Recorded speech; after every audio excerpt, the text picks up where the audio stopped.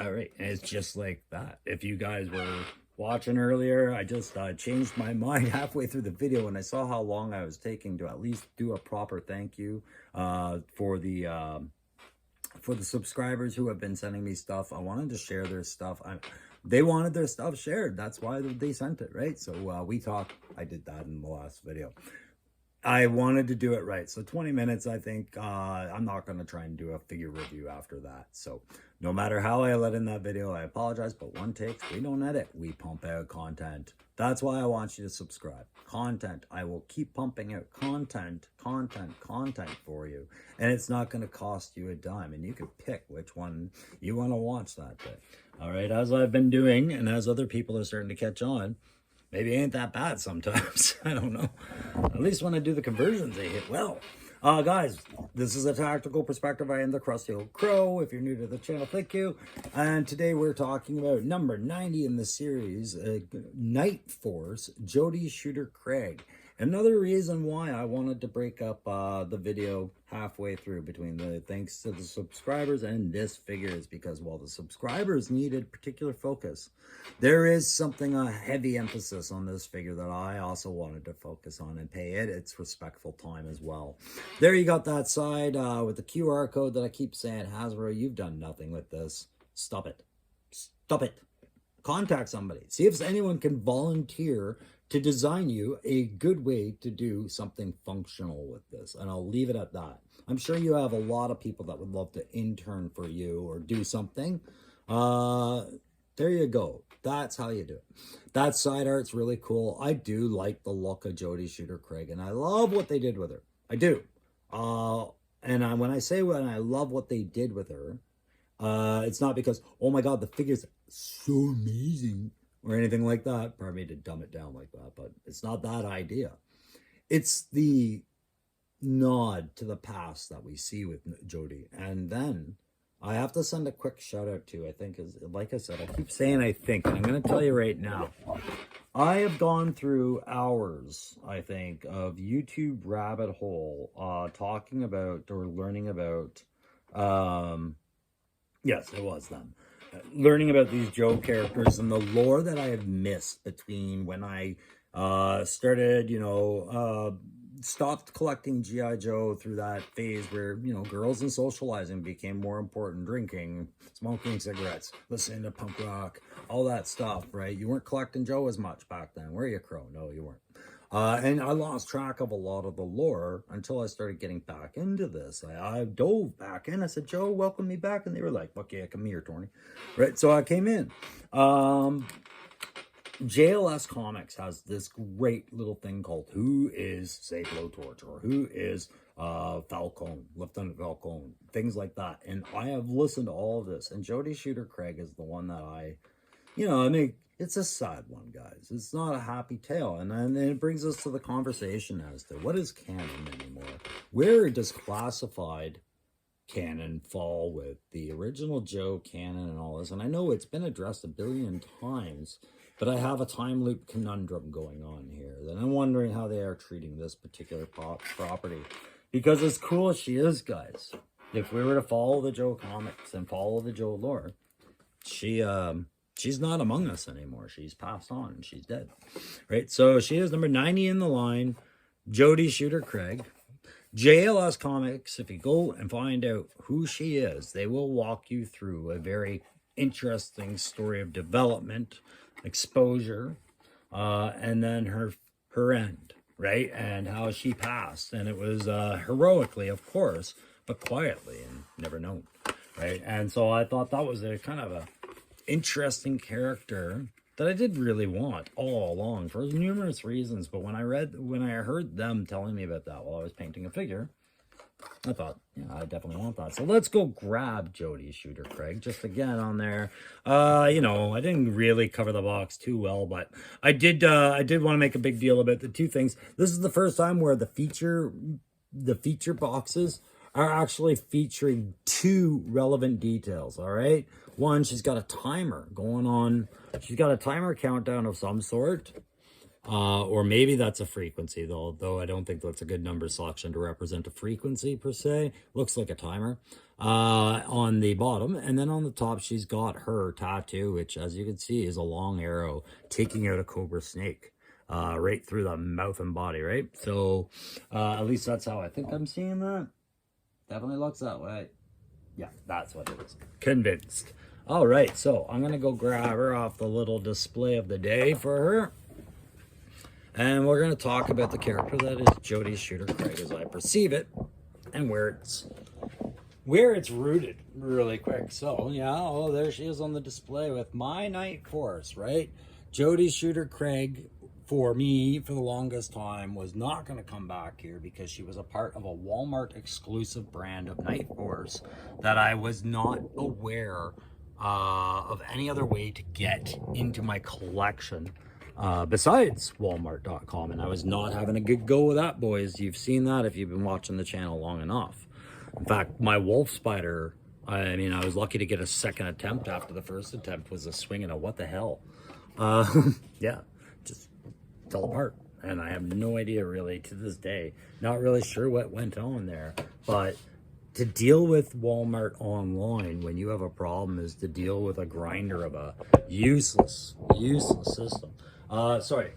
And no, that's my opinion, just my opinion. I'm not here to slam anything or talk negatively, but it was the long way of saying this was a problem until I discovered when I was going through the Hasbro menu and saw that they had Night Force. Sorry, I'm gonna get the camera back on me. And I'm just putting Jodie back on her stand because, yeah, my stands are not often as preferable as a good wad of sticky tack, okay, guys? That's how I feel about it sometimes. I know, Aaron, you swear by colored plaster seeing me play. Sticky tack for me, play, all that, still better than a big honking stand. I used to be a big advocate for these, but then I realized, wait a minute, imagine your entire Joe collection needing these. Yeah, that's why guys need rooms to themselves and their Joes. So I am going to put her down here. You're going to come with me. Right there. All right. Let's get you turned around, Miss Craig. So, I mean, I think at this point, pretty much everybody's seen a review, or maybe definitely probably has it if you were intending to get it and you were not like the crow and adverse to modern technology and stubborn and, you know, didn't have a problem with Walmart.ca because you speak every language in the world and everybody understands you just fine. Pardon me. What are you getting on about, Crow? Shut up. Just talk about the figure. Yeah. It's been a bad day. Shut up. So, anyways, this figure, what was compelling to me about this figure was, one, we had a minority finally reflected in the Joe line out of the blue that could have easily been an atypical character. It is a character that appeared based off Jim Shooter in the first issue. I'm going to go grab that first issue. Don't worry, it's a reprint, so I'm not manhandling something overly valuable here. But most of you had seen it, but just a reminder of that one epic frame that just suddenly brought Jodie Shooter Craig into existence. It was all about deploying that Joe team on that first mission. And right here, where he is reaching across the screen, just in this bottom left corner, he is reaching across an image of Shooter. Okay, so you can see the name at the bottom, right next to Snake Eyes. Okay, Shooter. However, you can't see a face. You can only see a dark hair detail. That's about it. And I think what they did with that was smart for a toy market to do, to try and reflect the fact that they're aware there's a demand for more diversity in everything right now, and to get in front of it a little bit by not bringing us another Caucasian, you know, U.S. Marine sniper, whatever character, and bringing us something a little outside the box. And this character does very much come outfitted as outside the box, in my opinion. There's a lot of risks taken with a character that they've made here, and I kind of respect a lot of them. And then there's a couple that I'm like, come on, man, why? Right? So Let's do the file card like I always do on the tactical perspective, and then I will get into the figure head to toe, give you the play and tack rate. But we're going to talk about the opportunities they had and where they, in my opinion, there was some missed opportunities for sure. So if you're ever looking for a file card on Jodie Shooter Craig, it's going to come from a later generation than I think a lot of us grew up with, or and you know, a lot of you guys did grow up with. But I mean, like, some of us old schoolers over here, because order is better. We were used to the old faded cut it out ones, right? This one appeared more digital, looks like it was probably on like an upper deck card or something. But Jodie F. Craig, don't care about a serial number, keep that to yourself. She's an infantry, but she's also the chaplain's assistant, which is really just a cover. Like, nobody could believe after you've read her tragic story, basically, what she actually was, right? And they always believed she was the chaplain's assistant. But then you read, you know, pulling the trigger is next to the last thing Jodie Shooter Craig does as an expert marksman.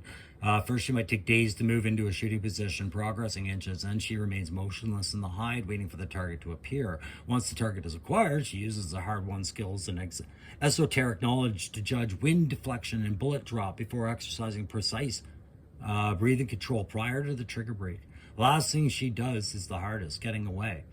Okay, and then they have the usual character disclaimer on there. Okay, so the real tragedy is, you know, on her very last mission, that last sentence didn't end with getting away, because it was the hardest thing and she failed to do it. But yeah, it's she's a sniper. They play her off dismissively for years, and then all of a sudden you find out she was just gone one day, and the story of how she left.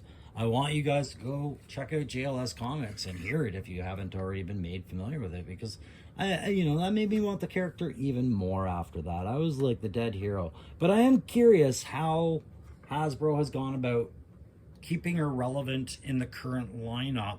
When we see her pictures, you know, she's part of that task force that's going up against the Mole Rats and the Dark Energon line with Big Ben and Tunnel Rat and Wolf Spider and whoever else comes to that line. So is she dead or isn't she? Have we rewritten this lore? I wasn't sure if that was covered, or are we ignoring it or saying it was a ruse, or, you know, and again, I'm not really caring what the answer is. It's just like, if there is an answer out there, I'll be like, thumbs up, great. So long as somebody had the answer, that this was addressed in some way, I'm good. I was just, you know, I'll eventually read how it was addressed. So the head to toe. The head is the big feature, guys. Again, in my opinion, and yeah, is it pandering to do this? No, it's absolutely not pandering to take a toy that was probably going to be white in its original conception 40 years ago, but never really went anywhere, like got put to print, and redesign it, but use that name and all that. I don't think that was pandering. I think what that was very much an opportunity that was taken advantage sensitively and well. Right, so she is, I would say, what is that? She's African American, or she might have other heritage in there, but definitely of darker tones. I feel African American, but I feel like maybe Puerto Rican or something in there. I don't know, but that name Jodie Shooter Craig just does not have that vibe to me at the same time. So I see a lot of race potential in there, and I'm not going to be the ignorant guy that goes, well, I know exactly which one it is. By the way, she is Samoan. I have no effing clue. Okay. The tattoo on the wrist, yeah, there it is. If I forget to skip over it on the arms later. But the head is, the reason this is the key feature is because when I opened this up and I pulled this out of the box, she actually had, I think, that hair on. And then, you pull out the parts bag and everything, and no, this little smoke effect didn't come with it. I just added that for pictures later. But you pull out all the parts, and then I realized, like, oh, I've got all these hair pieces. Where's the second head? I was looking for a second head. I didn't realize. Sorry, it was this she had on. It was the gas mask and the hair. That's right. She had that on. And I was looking for the flesh tone head. I was like, where the hell is the flesh tone head? Because I had two hair pieces sitting on my hand. And then I realized it wasn't a second head feature. It's just just like Lady J's, Arana, all that. That's just how the features work for the hair. So you had this one was the one that you should be getting out of the box. And if you ask me, if your pardon me, what's her name, shooter comes in the box with a flush head on there and hair, you're probably going to be missing a piece out of the bag somewhere. It's probably been an exchange or a swap. I don't know, because yeah, I hope everybody kind of gets that little panic for a second, going, oh, where's your head? Oh no, that's right, it works differently. Okay, but for the hair, you got that ponytail, and I was like, well, I'm glad when I did my Lady J custom, I didn't have to consider stealing it off this, because I wouldn't have. But you know, like the thought crossing my mind to get a ponytail that was exactly what I wanted. This was exactly the ponytail I was looking for my Lady J, and I ended up with something pretty spot on to that anyways. But yeah, the bangs hanging down the side, we've seen the hair pieces before, but I was a big fan of the corn rolls tied into a braid kind of effect, like the really artisan stylish hair on that. I thought that was a really cool reflection of her, so I'm gonna pop that gas mask on, just because right now she's the only Joe in my collection that has a gas mask. But eventually I guess I'll probably add Big Ben to my collection now that I'm going through Pulse, and they're way faster than I thought they were. I'm such an old man, eh? I'm probably still stuck in that 80s mindset where like I lick the envelope and mail in my submission, but no matter what age we're in, it's still gonna take 6 to 8 weeks, right? That's what it usually was in the 80s. It takes 6 to 8 weeks, and you're like, months, oh my god, it's torture. Now I want immediate gratification, or else I just go out to the store and get it, or mail order it for the next day. And if it takes longer than 3 days, I'm like, no. So yeah, very good head sculpt. Going down that torso line, we have that very nice curved fighting knife. It's a small blade. It's not a Recondo, but it's a similar shape. Great little fighting knife. And unlike with the big Lodi tack vest that we get with Steel Core and other characters who put their knife, Grunt for example, who put their knife up on that shoulder place because it looks so Call of Duty badass. Pardon me, I'm having a difficulty putting it back in. Let me put it in the light. It's not intrusive or obstructive at all on that torso, I don't find.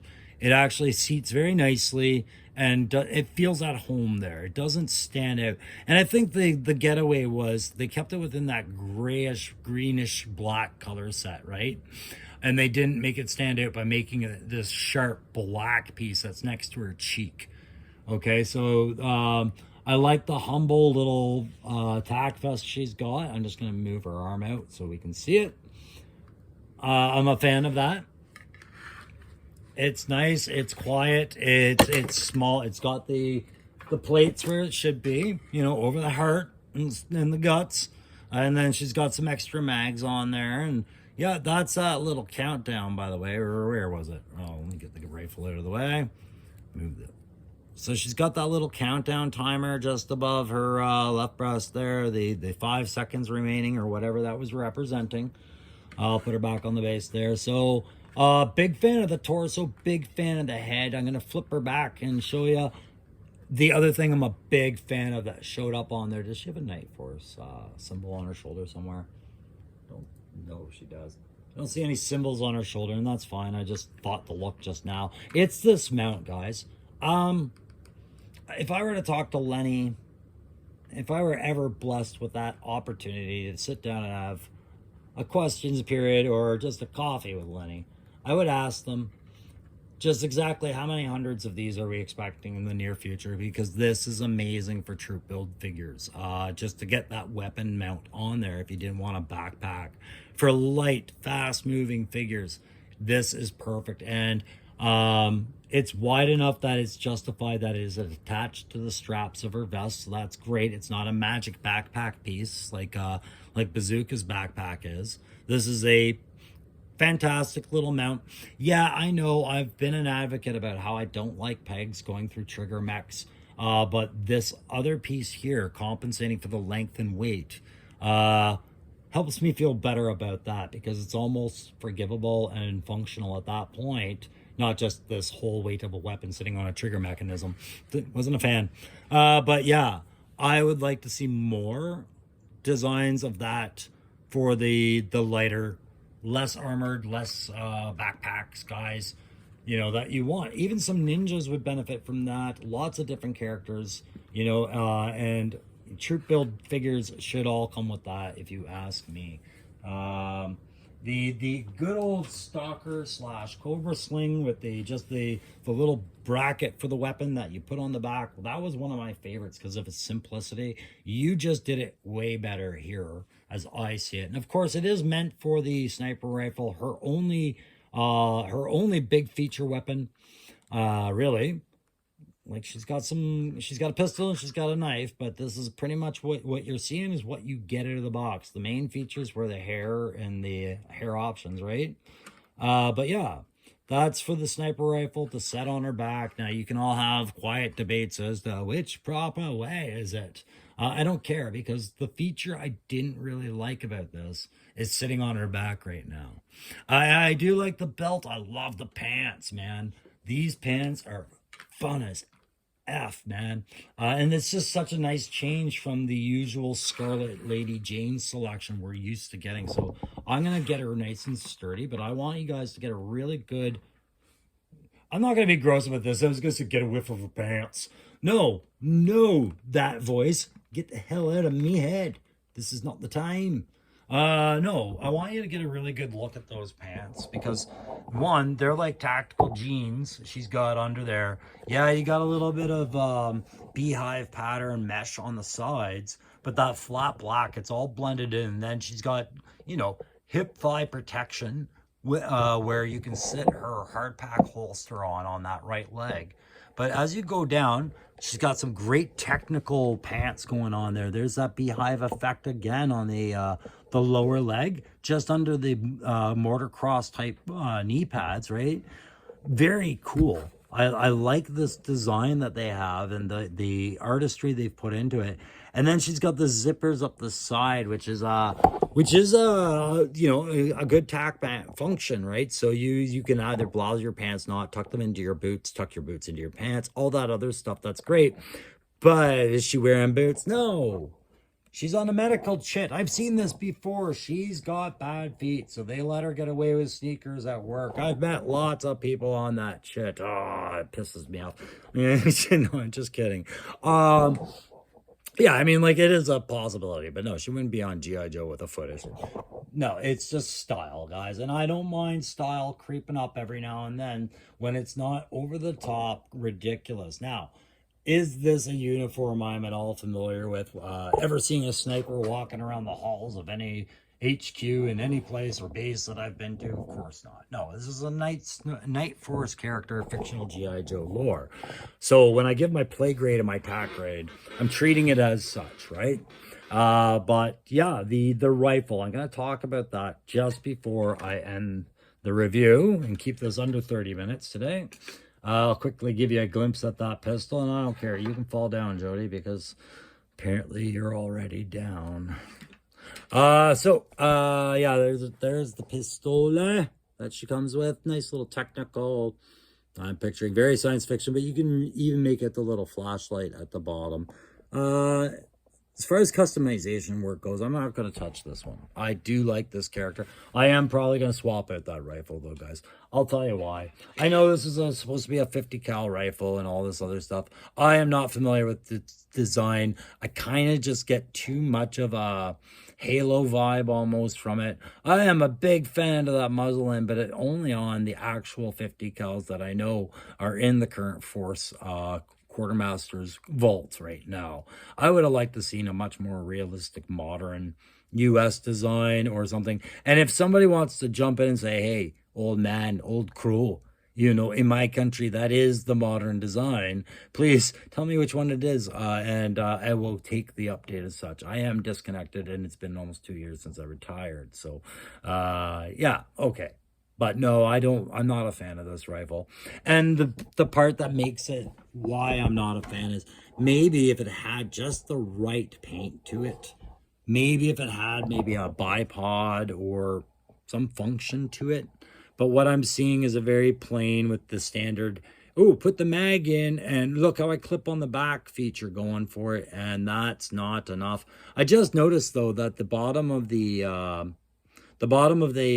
grip there is probably meant to link in as well onto her back mount, and I'm going to play around with that later another time. But you know, if my opinion of this rifle is contrary to those who have this and really liked it, I'm sorry. I'm not trying to offend. It's just it doesn't sit well with me, and it would have sat well with me if there was more selling to it, you know, like paint that puppy up, give me some things to be happy about with it. But right now I feel like there's no difference between this and any other action figure, sci-fi picture, it's common rifle, you know.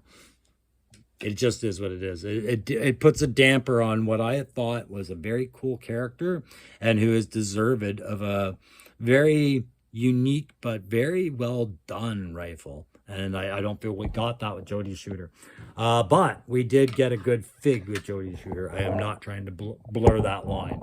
Okay, so, oh, while I amateurly bend over to the camera and tilt it up. What's your play grade on this, guy? Well, buddy, I'm going to tell you. It's a B. Just a B. You've got me at a really solid looking figure, and yeah, the articulation and the way it can move, top notch. I've got no bend issues here. I don't feel like I've got a bunch of weak joints on my hand. I feel like I have a lesson learned from previous iterations of females in this line. So no problems as far as playing with the figure. The play grade B comes from, you know, the highest functional, you know, difference features that you're giving us is a gas mask, and gas masks for a very limited line in a line of toys that don't have gas masks traditionally, right? You're almost forcing people to go to a store they may not want to go to or might find it difficult based on locations and countries and things like that. Not a big fan of that. I would like the gas mask just being completely removable as a feature, 2 heads maybe, things like that. Whatever. It's just all that attention paid. I am a fan of the hair, but it's really just, that was the highest amount of attention put in there beyond the figure was the hair and that getting this right. The dull gray sidearms and the lackluster sniper weapon for this character, who is whole thing is being a sniper, but a modern, you know, rooftop running, quick on her feet kind of different take on that sniper. I think that weapon failed her miserably as far as play feature go.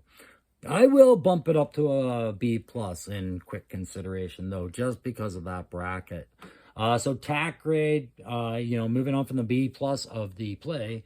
Tack grade, I'm just going to go with a common, yeah, we'll call it an A minus, I guess. You know, she has a sniper rifle. It would probably be her only other weapon besides a close quarters defense system like a pistol and a knife, just because it is a big-ass rifle. Big-ass rifle. But I don't see on it any focus on, you know, letting us understand this rifle a little better. I see what appears to probably be the representation of a very teeny tiny bipod, but it's molded in. It doesn't fold down. You know, you cop out at having a different kind of mag for it, saying, look, isn't that different? No. Mounting brackets aside, I like the buttstock, but you're going nuts with this rail system as well, I notice. Look, buds, I'm going to tell you right now, we like rails on our 4 stocks and on our upper receiver grouping and things like that for our sights and our lights and our pretzel switches and things like that. All the chummy kit that makes that rifle work more gooder. But my God, we don't layer cake our rails all over the place, and then I'm gonna add a can opener, and I want to put broadband Wi-Fi back over here on the butt, and I think maybe we'll just roll up a tent somewhere around here. Like, what the, that kind of irks me a little bit. Of all the sniper rifles out there, guys, I think this is among one of the ones I dislike the most in the Joe line. And unfortunately, it's attached to one of the best females in the line. She's up there with Helix right now, guys, as far as the actual figure itself. It's the accessories that, you know, they'll weigh you down. They'll pull you under. They'll make you drown. this will make her drown. But that's fine. I can replace a sniper rifle. And glory be, I have a Night Force character in my army. So I can carry on doing my own conversions, guys. That is it for this tactical perspective on Jodie Shooter Cred, guys. Thanks very much for watching. As always, don't forget to hit that like, share, subscribe on your way out the door, because fuck, I forgot to tell you on the way in, and it was the price of admission usually. But I will see you on the next video, guys, but I've got more to share with you. Thank you.